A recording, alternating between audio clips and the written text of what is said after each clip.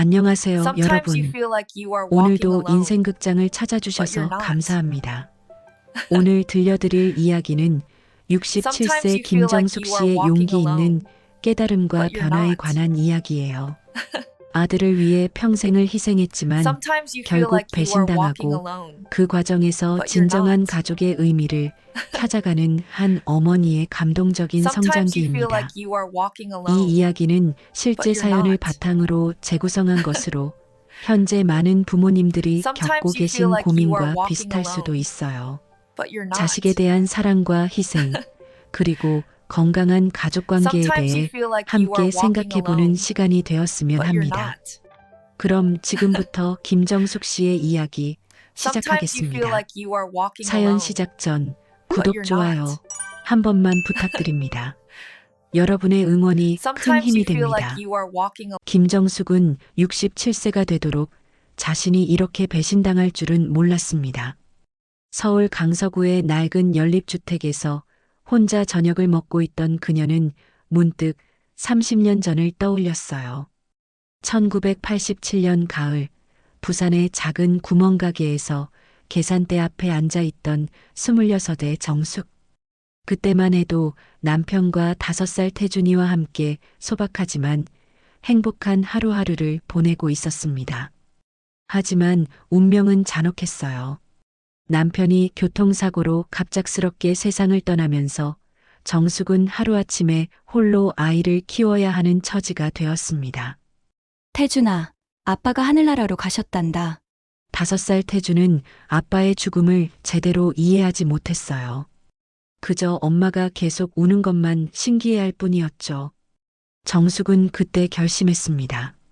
무슨 일이 있어도 아들 하나만큼은 제대로 키우겠다고. 부산에서의 삶을 정리한 정숙은 1988년 봄 태준의 손을 잡고 서울행 기차에 올랐습니다. 가방 2개가 전 재산이었어요. 엄마, 서울은 어떤 곳이야? 좋은 곳이야. 태준이가 공부 열심히 할 수 있는 곳이지. 서울 강서구의 단칸방에서 새로운 삶이 시작되었습니다. 정숙은 낮에는 식당에서 설거지를, 저녁에는 떡볶이 노점을 했어요. 하루 종일 일해야 아들의 학비와 생활비를 겨우 마련할 수 있었습니다. 태주는 어머니의 고생을 일찍 깨달았어요. 또래 아이들이 놀 때도 혼자 공부하며 시간을 보냈습니다. 엄마, 저 공부 열심히 해서 의사 될게요. 의사, 네. 그래서 엄마 편하게 해드릴게요.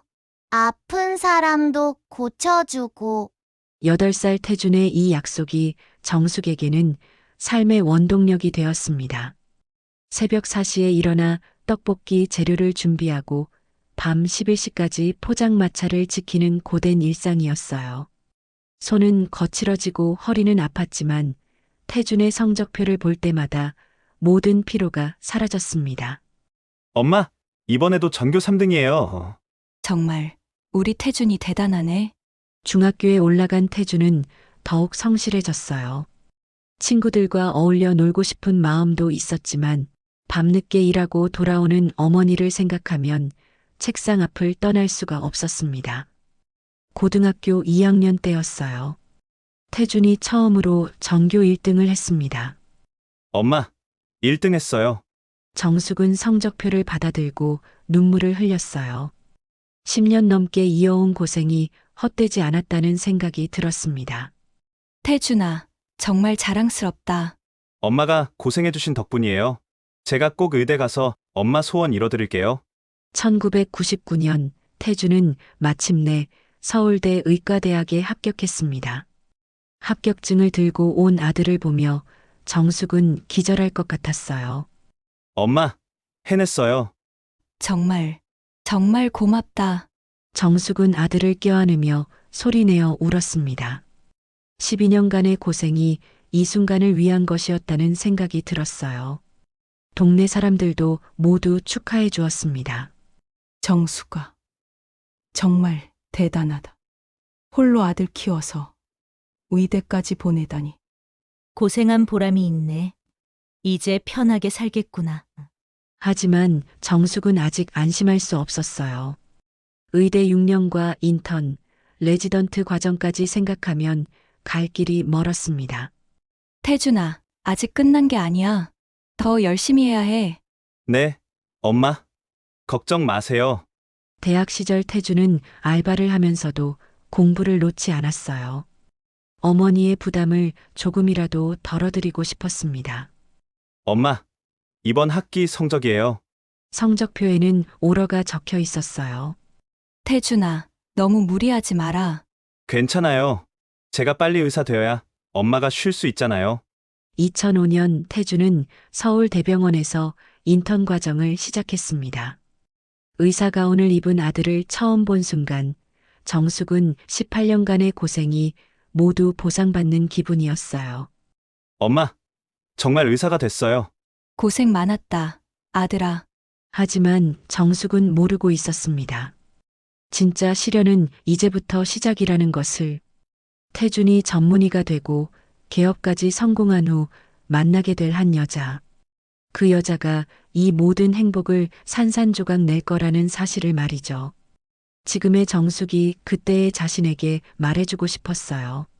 아들의 성공에만 의존하지 말고 자신만의 삶도 준비하라고. 하지만 그때의 정숙은 오직 아들의 성공만이 자신의 행복이라고 믿고 있었습니다. 태준아, 엄마는 내가 성공하는 것만 봐도 행복해. 그 말이 훗날 얼마나 위험한 착각이었는지 정숙은 아직 깨닫지 못하고 있었어요.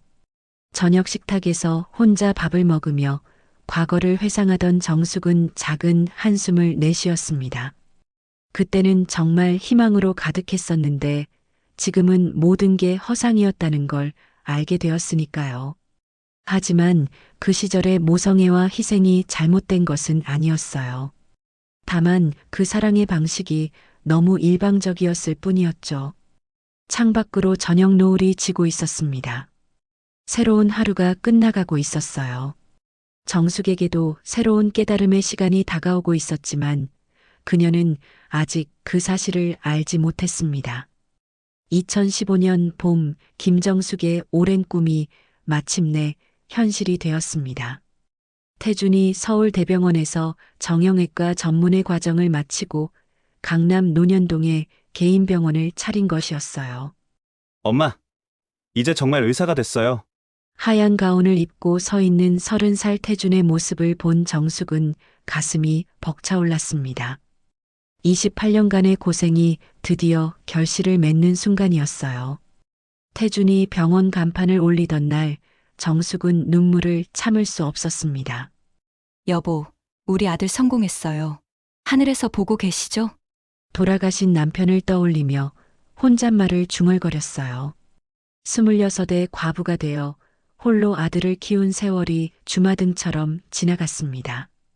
태준의 병원은 예상보다 빠르게 자리를 잡았습니다. 실력 있는 젊은 의사라는 소문이 나면서 환자들이 몰려들기 시작했어요. 3개월이 지나자 태준이 정숙을 찾아왔습니다. 엄마, 이제 정말 편히 쉬세요. 태준은 통장 하나를 건넸어요. 매달 200만 원씩 자동이체가 설정된 통장이었습니다. 이게 뭐니? 엄마 용돈이에요. 이제 떡볶이 가게 그만두세요. 정숙은 당황했습니다. 28년간 손에서 놓은 적 없는 일을 그만두라니요. 아니야, 난 일하는 게 좋아. 그리고 이런 큰 돈을. 엄마가 해주신 게 더 많죠. 이제 제가 보답할 차례예요. 태준의 목소리에 확신이 가득했어요. 정숙은 아들의 성공이 믿어지지 않으면서도 자랑스러웠습니다. 정말 고맙다, 아들아. 그날 밤 정숙은 통장을 바라보며 오래도록 잠들지 못했어요. 숫자로 가득한 잔고를 보는 것만으로도 신기했습니다. 한 달 후 태준은 강남 아파트로 이사했습니다. 엄마도 같이 살까요? 아니야, 엄마는 여기가 편해. 너는 내 인생 살아. 정숙은 고사했지만 속으로는 뿌듯했어요. 아들이 홀로 서기를 제대로 하고 있다는 생각이 들었습니다. 주말마다 태준은 어머니를 찾아왔습니다. 함께 식사하고 시장도 보고 가끔은 여행도 다녔어요. 엄마, 제주도 한번 가볼래요? 제주도를? 그런 먼 곳을. 비행기로 금방이에요. 엄마도 구경 좀 하세요. 생전 처음 비행기를 탄 정숙은 아들 덕분에 새로운 세계를 경험했습니다. 그렇게 3년이 흘렀어요. 2018년까지는 정말 행복한 시간들이었습니다. 하지만 그해 가을, 태준이 이상한 말을 꺼냈어요. 엄마, 저 결혼 생각하고 있어요. 결혼? 정숙은 놀랐습니다. 태준은 그동안 연애에 별 관심을 보이지 않았거든요. 어떤 분인데? 좋은 분이에요. 이번 주말에 소개해 드릴게요. 태준의 표정이 환했어요. 정숙은 복잡한 기분이었습니다. 기쁘면서도 왠지 불안한 마음이 들었어요. 그 주말, 태준은 박소영을 데리고 왔습니다. 어머니, 안녕하세요. 소영이라고 해요. 28세의 소영은 정숙이 상상했던 것과는 달랐어요. 화려한 외모에 자신감 넘치는 말투, 그리고 비싼 옷차림이 첫인상이었습니다. 반갑습니다. 태준이 어머니이시군요. 소영은 정숙을 위아래로 훑어보았어요. 그 시선이 왠지 평가하는 듯해서 정숙은 불편했습니다. 식사 자리에서 소영이 말했어요. 어머니, 태준 오빠 정말 순진해서 귀여워요. 순진하다니?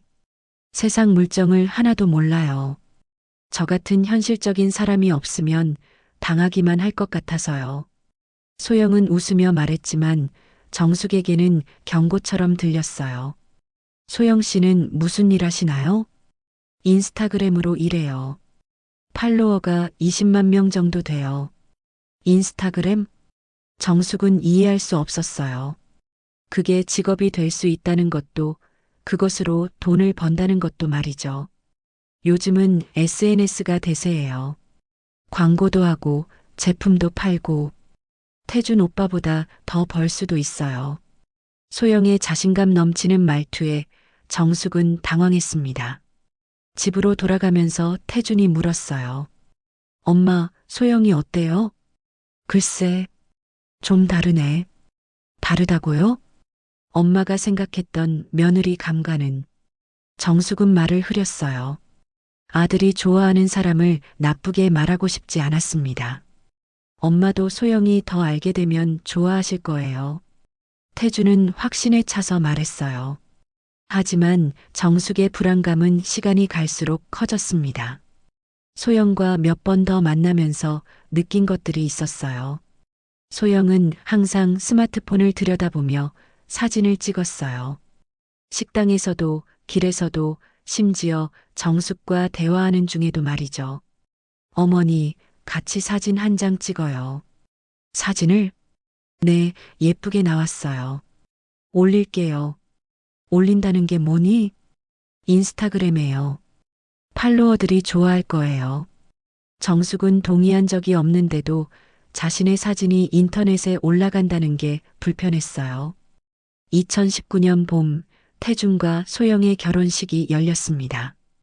강남의 유명한 웨딩홀에서 성대하게 치러진 결혼식이었어요. 엄마, 정말 고마워요. 엄마 덕분에 여기까지 올 수 있었어요. 태준이 정숙의 손을 잡으며 말했어요. 정숙은 눈물을 흘렸습니다. 기쁨의 눈물이었지만 왠지 불안한 마음도 함께였어요. 결혼식 내내 소영은 스마트폰으로 사진과 동영상을 찍어댔어요. 심지어 식사 중에도 말이죠. 소영아, 오늘은 폰 좀 내려놔. 태준이 살짝 주의를 주었지만 소영은 웃으며 대답했어요. 오빠, 이런 순간들을 기록해야죠. 팔로워들도 궁금해하고. 정숙은 그 모습을 보며 묘한 기분이 들었어요. 결혼식이 소영에게는 하나의 콘텐츠인 것 같았습니다. 신혼여행을 다녀온 후 태준의 연락이 눈에 띄게 줄어들었어요. 주말마다 찾아오던 것이 2주에 한 번으로, 그 다음엔 한 달에 한 번으로 바뀌었습니다. 태준아, 요즘 왜 이렇게 바빠? 병원 일도 있고 소영이도 챙겨야 하고 태준의 목소리에서 예전의 여유로움이 사라져 있었어요. 어느 날 정숙은 우연히 소영의 인스타그램을 보게 되었습니다. 화려한 식당, 비싼 가방, 해외여행 사진들이 가득했어요. 그리고 댓글들. 부러워요. 의사 남편 좋겠네요. 돈 많이 벌겠어요. 정숙은 불편한 마음이 들었습니다. 소영이 태준을 하나의 수단으로 여기는 것은 아닐까 하는 생각이 머리를 떠나지 않았어요. 그날 밤 정숙은 오랜만에 남편의 사진을 꺼내 보았습니다. 여보, 우리 아들 잘못 선택한 건 아닐까요? 사진 속 남편은 여전히 온화한 미소를 짓고 있었어요. 하지만 대답은 해주지 않았습니다. 정숙은 점점 커지는 불안감을 떨치기 위해 노력했지만 쉽지 않았어요.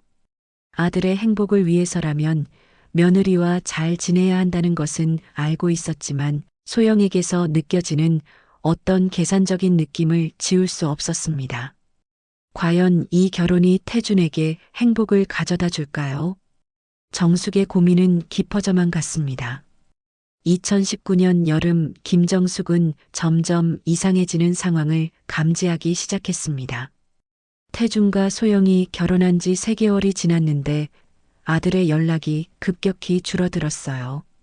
예전에는 주말마다 찾아오던 태준이 이제는 한 달에 한 번도 오지 않았습니다. 전화를 걸어도 바쁘다는 말만 돌아올 뿐이었어요. 태준아, 엄마 궁금해서 전화했어. 엄마, 지금 병원에 환자가 많아서요. 나중에 다시 드릴게요. 하지만 나중에 전화가 오는 일은 없었습니다. 정숙은 소영의 인스타그램을 확인해 보곤 했어요. 거기에는 매일같이 화려한 일상이 업로드되고 있었습니다. 고급 레스토랑에서의 식사, 명품 쇼핑, 부부 여행 사진까지. 하지만 정숙과 관련된 사진은 결혼식 이후 단 한 장도 없었어요. 그의 추석이 다가오자 정숙은 기대감에 부풀었습니다. 아무리 바빠도 명절만큼은 와주겠지요. 하지만 추석 일주일 전 태준에게서 뜻밖의 연락이 왔어요. 엄마, 죄송한데 이번 추석에는 못 갈 것 같아요. 못 온다고? 왜? 소영이 부모님이랑 해외여행 가기로 했어요. 예약도 다 해놨고. 정숙은 말문이 막혔습니다. 태준아, 그래도 조상님 제사는. 엄마, 요즘은 그런 거 꼭 안 해도 돼요. 마음으로 기리면 되는 거 아닌가요? 전화 속 태준의 목소리가 냉담했어요. 정숙이 알던 아들의 목소리가 아니었습니다. 그럼 소영이 부모님한테는 가는 거니? 그쪽은 다르잖아요. 뭐가 달라? 태준은 대답하지 않았어요. 추석 당일 정숙은 혼자서 차례상을 차렸습니다. 평생 처음이었어요. 돌아가신 남편의 사진 앞에서 혼잣말을 중얼거렸습니다. 여보, 우리 아들이 변했어요. 그 후 며칠 뒤 정숙은 직접 소영에게 전화를 걸었어요. 소영아, 나야. 시어머니. 아, 어머니. 무슨 일이세요? 소영의 목소리가 차갑게 느껴졌습니다. 명절에 못 온 거 이해해. 그런데 평소에라도 가끔 인사는 해야 하지 않겠니? 어머니, 저희도 바쁘거든요. 바빠도 예의는. 어머니, 요즘 젊은 부부들은 독립적으로 살아요. 옛날식 시댁 문화는 이제 맞지 않는다고요. 정숙은 충격을 받았어요. 며느리가 자신을 옛날식이라고 말하다니. 그래도 가족인데. 가족이라고 해서 무조건 간섭받고 살 수는 없어요. 태준 오빠도 이제 제 남편이거든요. 소영의 말투가 점점 거칠어졌습니다. 소영아, 엄마가 간섭한 게 뭐가 있니? 계속 전화하시고 언제 오냐고 재촉하시고. 저희도 스트레스 받아요. 전화가 툭 끊어졌습니다. 정숙은 한동안 수화기를 붙들고 있었어요. 믿을 수가 없었습니다. 다음 날 태준에게서 전화가 왔어요. 엄마, 어제 소영이한테 뭐라고 하셨어요? 뭐라고 했다니? 소영이가 스트레스 받는다고 해서요. 엄마가 너무 자주 연락하신다고. 정숙은 어이가 없었습니다. 태준아, 엄마가 언제 자주 연락했니? 한 달에 한 번도. 그래도 소영이가 그렇게 느끼면 내가 소영이 편만 들 거니? 잠시 침묵이 흘렀습니다. 엄마, 저도 이제 결혼한 사람이에요. 아내를 우선 생각해야죠. 그 말에 정숙은 눈앞이 캄캄해졌어요. 태준아, 엄마도 이해해 주세요. 저희가 따로 살면서 각자 생활하는 거예요. 각자 생활? 네. 그게 현대적인 부부 생활이라고 소영이가. 정숙은 더 들을 수 없었어요. 알았다. 그렇게 해라. 전화를 끊고 나서 정숙은 며칠간 잠을 이룰 수 없었습니다. 2020년 신정이 되어도 태주는 오지 않았어요. 코로나19가 시작되면서 상황은 더욱 악화되었습니다. 엄마, 코로나 때문에 어르신들 만나기 위험해요.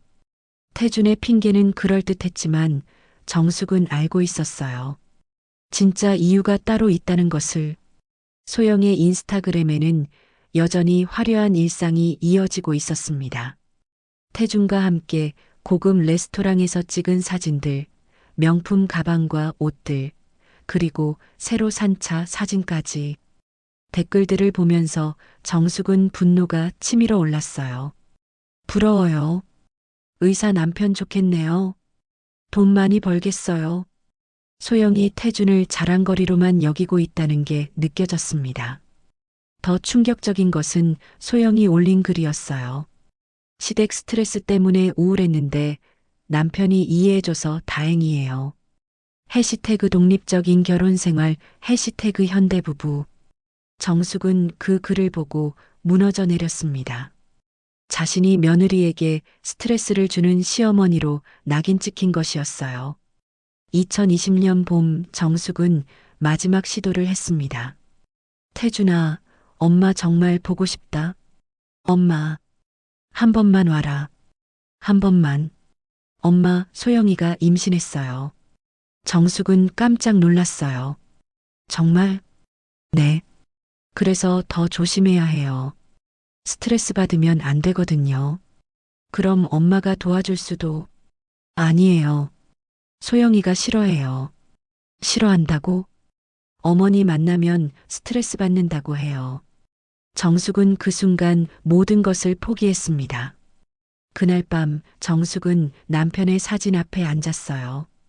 여보, 우리가 잘못 키운 걸까요? 사진 속 남편은 여전히 온화한 미소를 짓고 있었지만 대답은 해주지 않았습니다. 정숙은 28년 동안 아들만 바라보고 살았습니다. 그런데 이제 그 아들에게 버림받은 기분이었어요. 하지만 그날 밤 정숙은 한 가지 깨달았습니다. 아들에게만 의존해서는 안 된다는 것을. 이제 내 인생도 살아야겠어.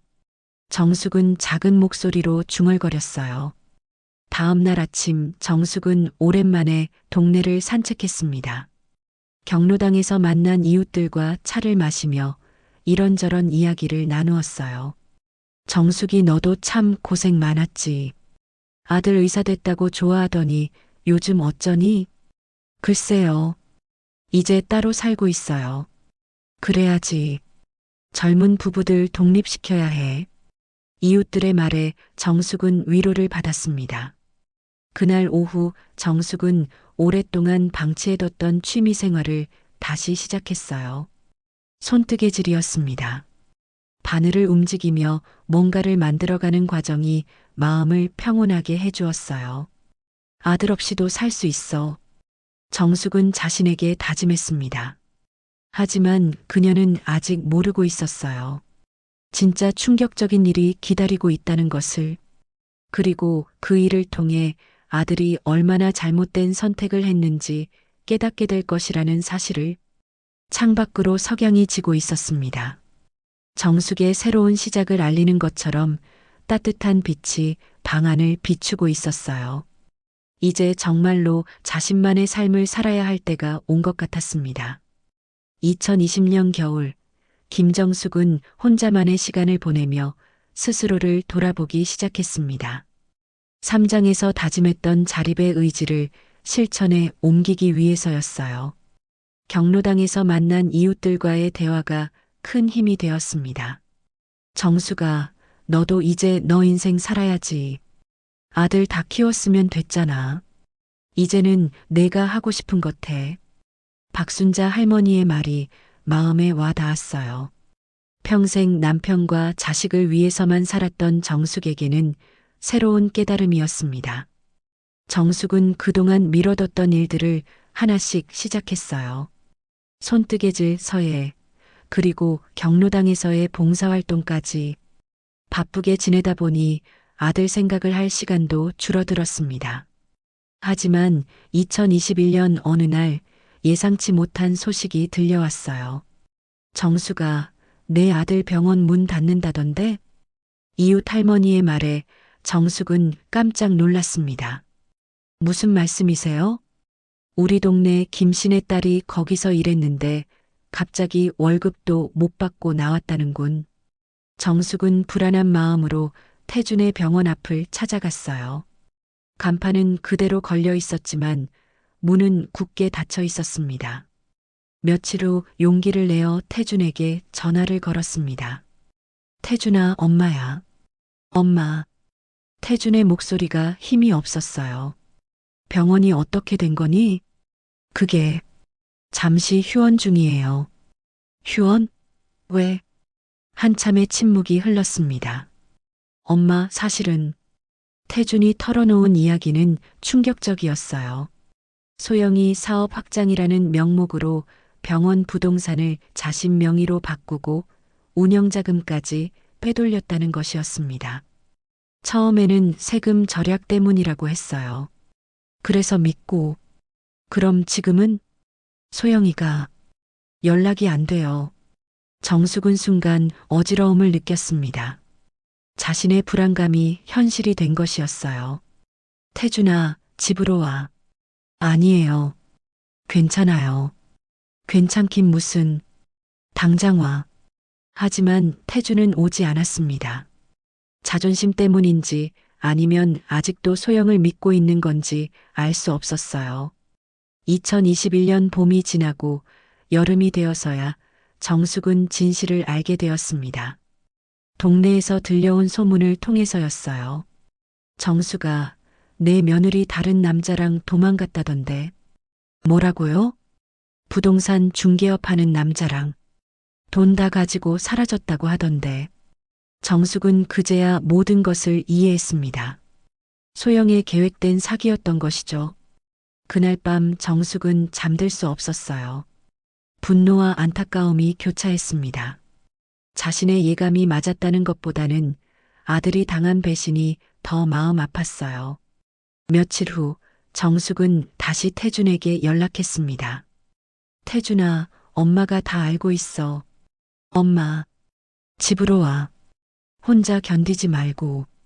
하지만 여전히 태준은 오지 않았어요. 3년이 더 흘렀습니다. 2023년 여름 어느 날 저녁, 정숙은 저녁 준비를 하고 있었습니다. 경로당에서 배운 새로운 요리를 해보려던 참이었어요. 현관문을 두드리는 소리가 들렸습니다. 누구세요? 대답이 없었어요. 정숙이 문을 열자 비쩍 마른 태준이 어린아이와 함께 서 있었습니다. 엄마. 태준의 목소리가 떨렸어요. 정숙은 눈물이 쏟아질 뻔했지만 참았습니다. 들어와. 거실로 들어온 태준은 완전히 달라진 모습이었어요. 한때 성공한 의사였던 모습은 찾아볼 수 없었습니다. 이 아이는 민준이에요. 제 아들이에요. 5살 정도 된 아이가 할머니를 무서워하며 아빠 뒤에 숨었어요. 정숙은 부엌에서 음식을 가져왔습니다. 태준과 민준이는 마치 며칠을 굶은 것처럼 허겁지겁 먹었어요. 언제부터 이렇게 됐니? 소영이가 떠난 후로요. 빚만 남았고 민준이 혼자 키우다 보니.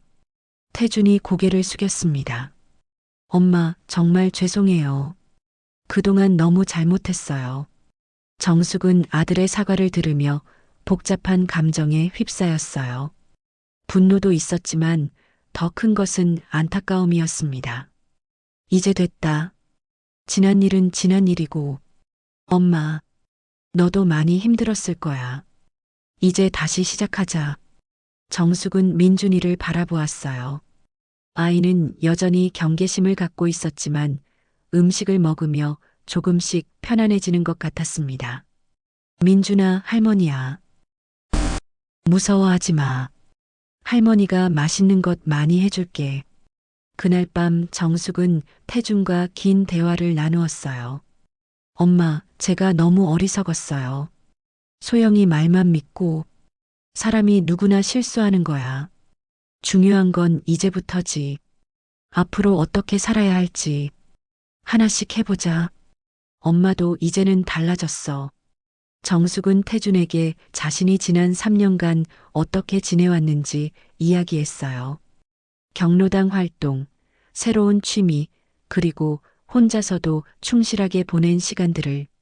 엄마가 이렇게 강해지셨다니. 너 때문에 배운 거야. 아들에게만 의존하면 안 된다는 걸. 태주는 어머니의 변화에 놀랐습니다.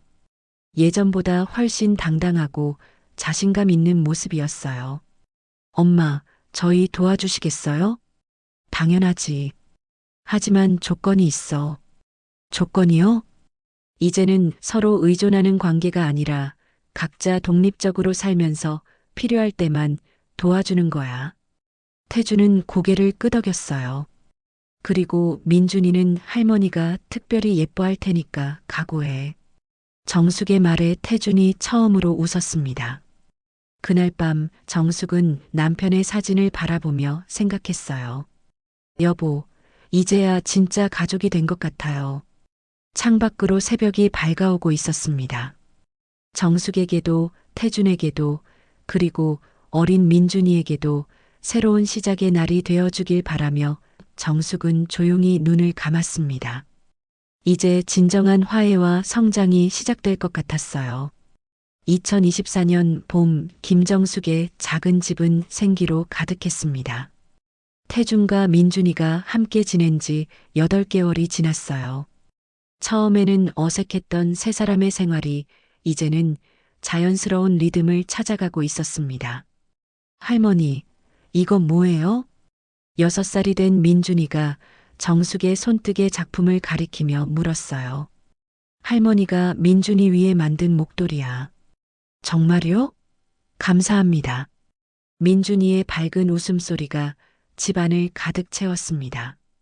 정숙은 그 소리를 들으며 마음이 따뜻해졌어요. 태준도 조금씩 회복되고 있었습니다.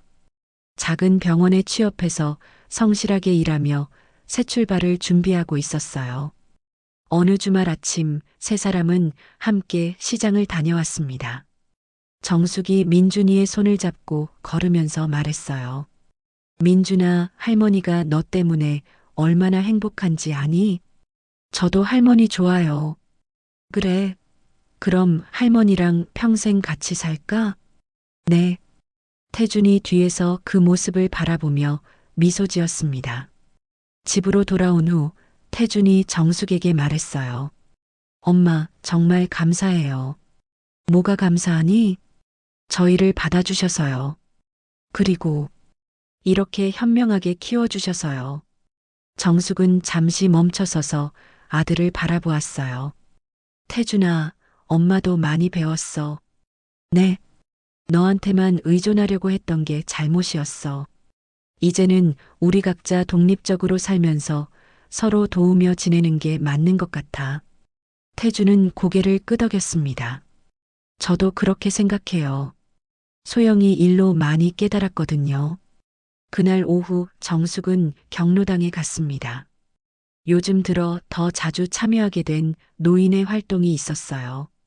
정수가 요즘 참 밝아 보인다.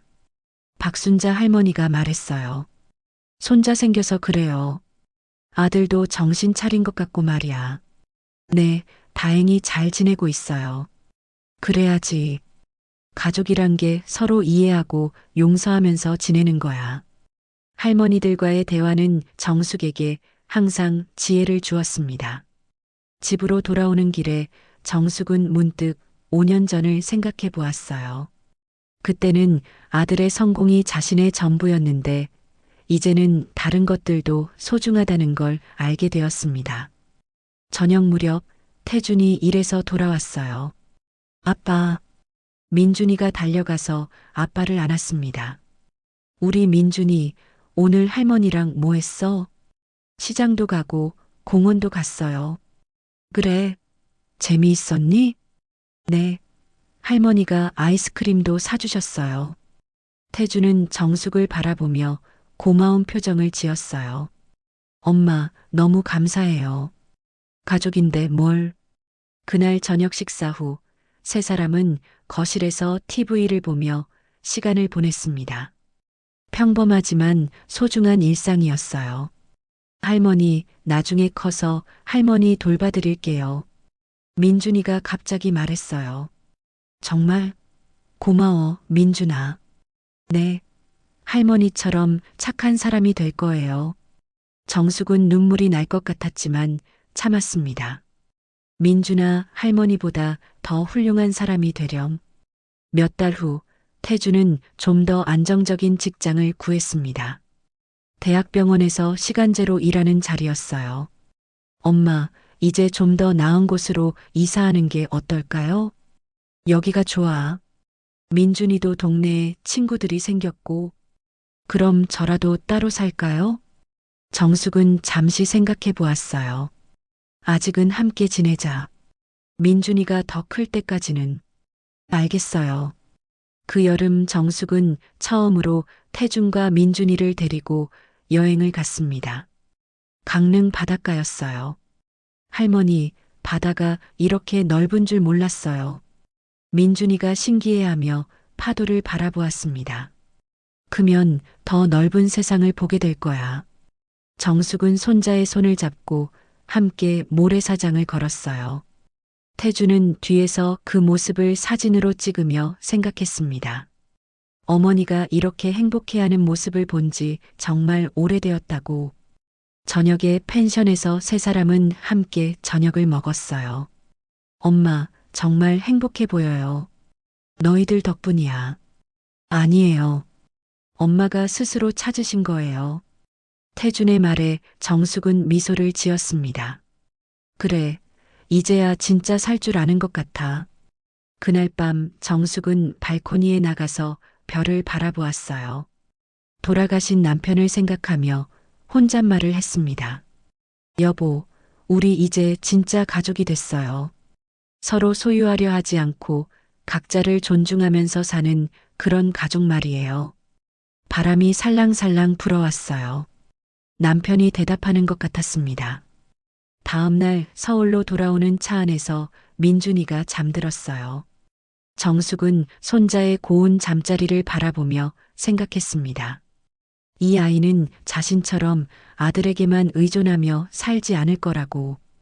더 넓은 세상에서 더 많은 사람들과 건강한 관계를 맺으며 살아갈 거라고. 엄마, 정말 고마워요. 태준이 운전하면서 말했어요.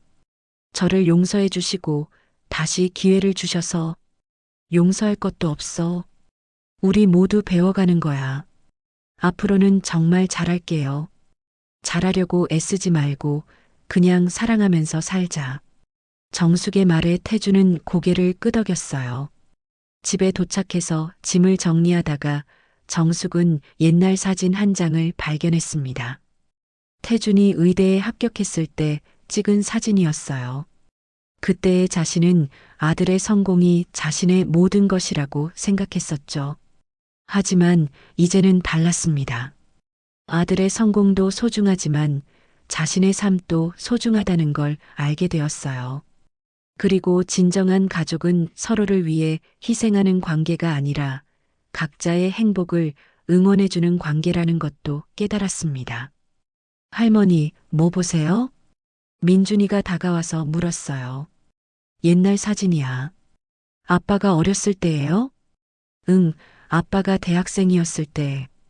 우와, 아빠 멋있네요. 정숙은 민준이를 안으며 말했어요. 민준이도 커서 이렇게 멋있어질 거야. 정말요? 응. 하지만 더 중요한 건 착한 사람이 되는 거야. 네. 그날 밤 정숙은 오랜만에 깊은 잠에 빠져들었습니다. 마음이 편안했어요. 67세의 나이에 새로운 인생을 시작한 것 같았습니다. 아들에게 의존하는 어머니가 아니라 독립적이면서도 따뜻한 할머니로 말이죠. 창밖으로 새벽이 밝아오고 있었습니다. 새로운 하루가 시작되고 있었어요. 정숙에게도 태준에게도 그리고 민준이에게도 희망적인 미래가 펼쳐져 있었습니다. 진정한 가족의 의미를 깨달은 세 사람의 새로운 이야기가 이제 막 시작되었습니다. 지금까지 김정숙 씨의 이야기를 들어주셔서 감사합니다.